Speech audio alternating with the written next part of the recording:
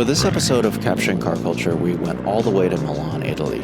A few years back, I went to Grid Life at Lime Rock Park in Connecticut, and I spotted a beautiful Lancia Delta Integrale. There was something odd about this vehicle, though. It was a resto mod, but it was missing two doors. Somebody converted it from a four-door to a two-door. Come to find out, it was done in Italy by Automobili Amos. This was all a brainchild of Eugenio Amos, who is an Italian man with a passion for reimagining Italian cars.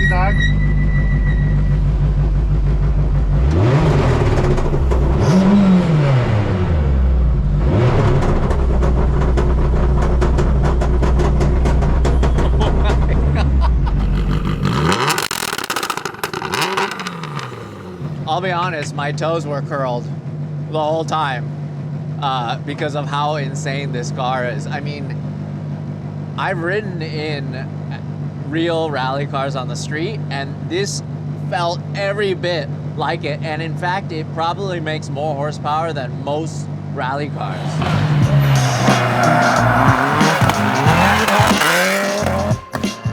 Let's take a step back and talk about what these cars actually are. The Lancia Delta is an Italian five-door small family hatchback built in the late 70s and early 80s. It eventually made it to the stages of the World Rally Championship, and it dominated. The folks at Automobili Amos have completely reimagined this iconic car as a resto mod, but also a complete rally car for the street. Their first offering was called the Futurista. The hatchback has been completely redesigned, removing two of the five doors. They've replaced a lot of the body with carbon bits, and of course they thoroughly upgraded the driveline and the engine. They've gone through so much to modernize the Delta Integrale. They've even redesigned the taillights to fit their fender flares. So let's compare. Oh, you actually... As I said, it's same but different. Like 99% it's the same size and shape, but we added this small part here, this couple of centimeters, in order to align with the flare. This makes such a big difference because now the flare doesn't just end as a straight line here. Exactly. And in order to homologate, this is not for bragging, just to give you an idea of how much we wanted to have this part. This is almost 15% of the whole budget to have this rear headlight because it needs homologation. But we truly believed in this tiny detail. It really is just the little details that make it so special. This is our philosophy, you know, small details without changing dramatically or making it too cartoony. In the interiors, we have a full roll cage, which is hidden into A, B, and C pillar. Inside here, there's the roll cage. So it goes here, A, B, and C pillar, then one in the middle, and then up into the suspension mount. And the same is happening here. If you didn't tell me that, I wouldn't have been able to know. Exactly, that's the whole point. You see the design language, it's still from the 90s. It's more refined. But then we added these aluminum buttons that you just have to slightly press, you see? I also love the fact that you went out of your way to CNC just the smallest things. Same size, even this, it's the same design as the original one, but it's thinner and made in aluminum. And then even the inside door mechanism here. Yeah. But like how detailed it goes down to the tiniest carbon fiber trim all of the stitching, it all really works together. When we started working with Carlo, the designer, we never thought, oh, let's do this because it's fashionable and then it will be able to sell us easier. No, no, no, no. We always said, let's do a car which I like, which I love, with all the needs that I personally need, and then somehow we will eventually sell it to other people, like-minded people, and this is exactly what happened. And now you have the latest version, which is, this is turned up to 11. That one is turned up to 15 or more.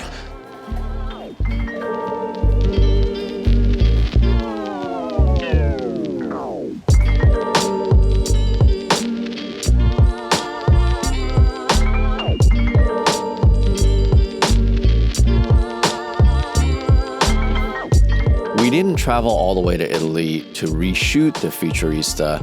What I was really looking forward to was seeing the next generation of Automobili Amos.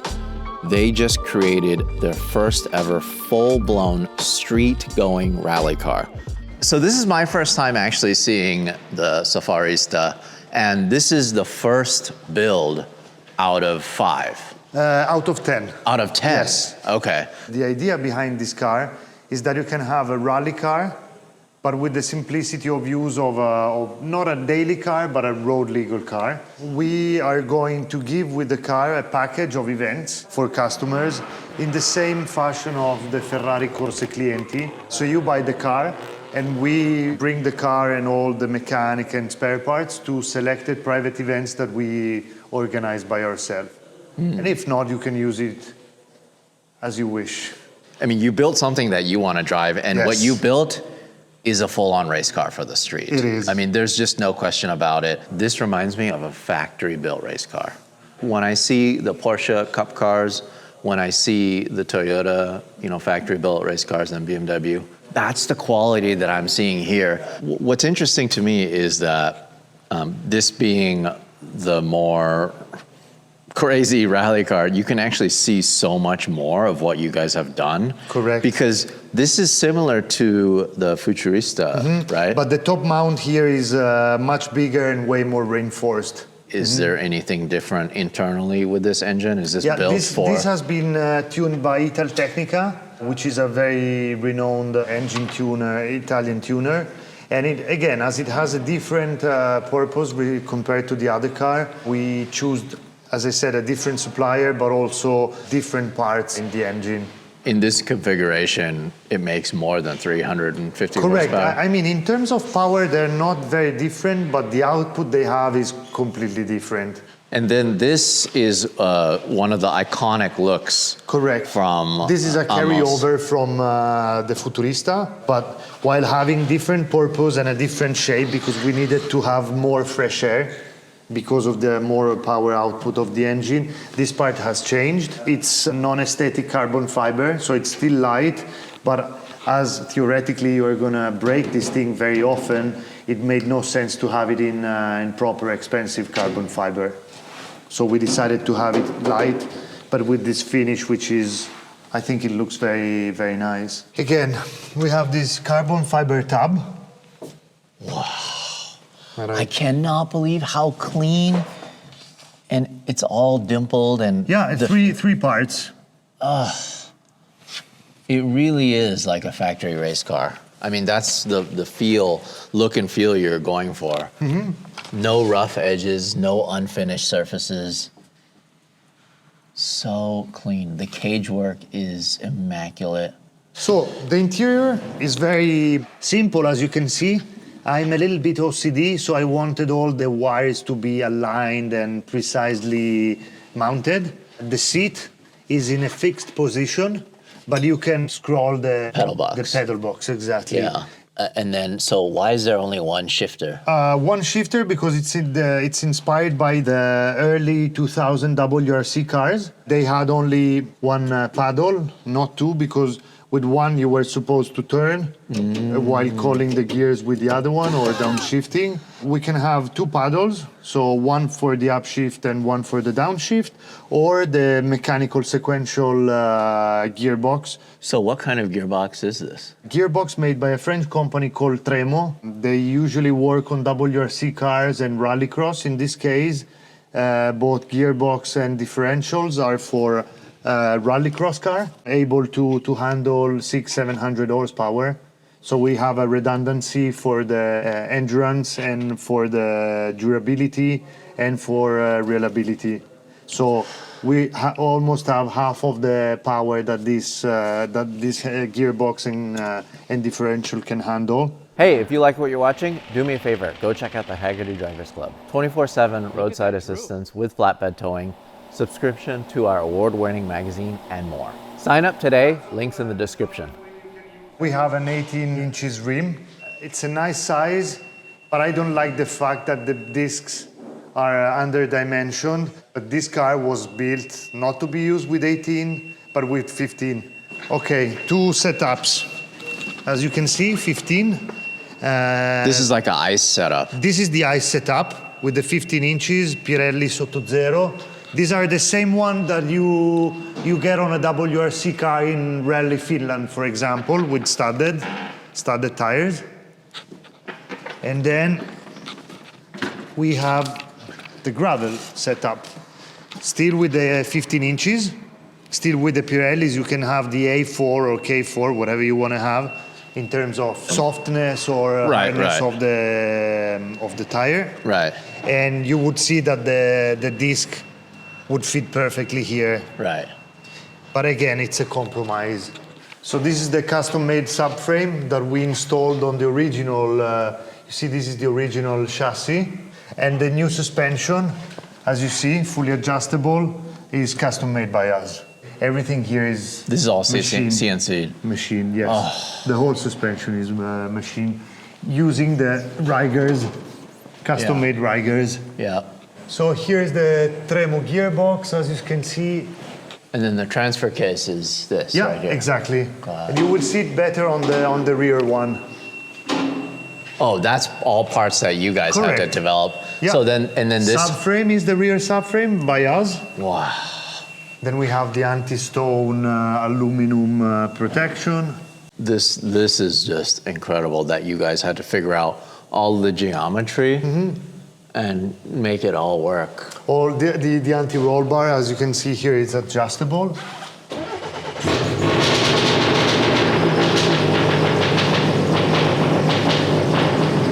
Oh my God.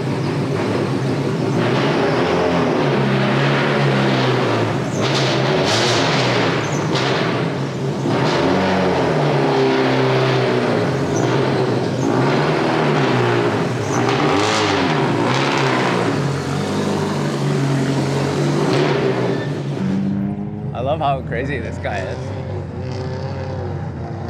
Look at him.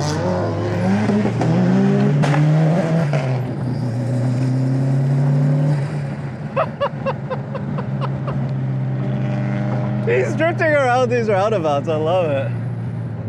Oh, this is so good. So I'm driving the prototype right now. And this is actually Eugenio Amos's personal car. This is #1. And it's still in incredible condition, and it just still drives really, really nice, despite all of the kilometers that he's put on it. Oh, it's actually, the suspension is really nice, soft, and pretty compliant, honestly. We're just going through these bumpy, narrow roads through all of this town here. Look how beautiful this is. This is just straight up. When I think about these small little Italian towns, I think about these junctions like this where it can only fit one car at a time. Look how pretty that is through there. Rally car, following another rally car.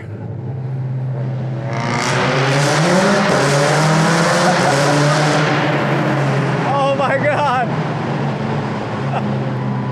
That sounded so good. I'm deaf now.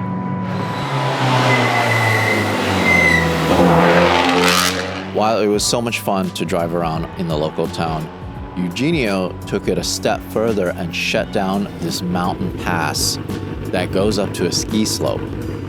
It's day 2 and we are way up north, northern Italy. We're actually in the Italian Alps, Parco di Monterone, which is a private resort, but there's this toll road that you actually pay to get up there.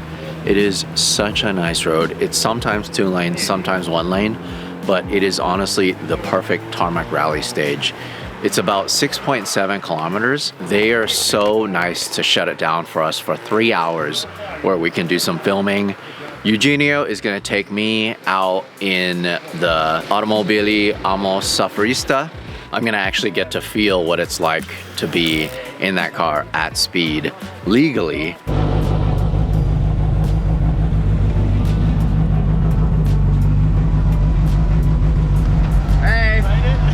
Enjoy, guys. Oh, we will. Oh, that's the...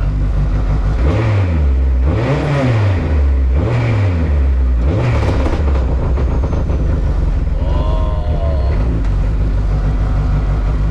Magical, bud.